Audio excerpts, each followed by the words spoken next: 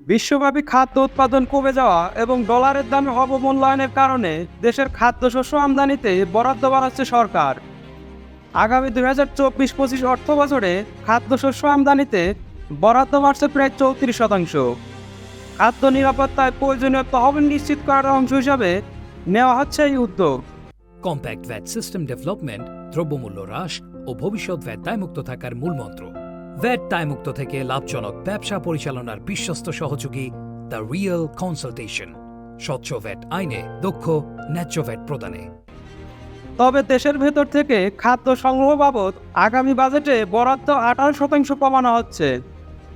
নতুন বাজেটে বিদেশ থেকে চাল ও গম আমদানি বাবদ বরাদ্দ রাখা হচ্ছে 6,696 কোটি টাকা।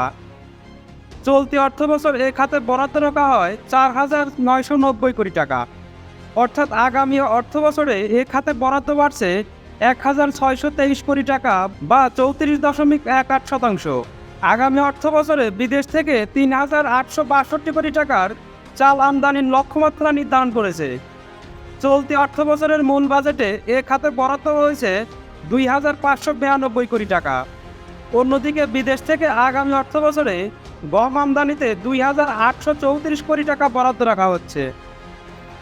চলতি অর্থবছরে এ খাতে বরাদ্দ রয়েছে 2,398 কোটি টাকা।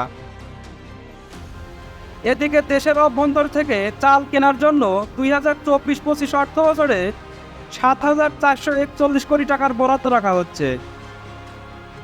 সেখানে চলতি অর্থ বছরের মূল বাজেটে বরাদ্দ রাখা হয়েছে 8,750 কোটি টাকা।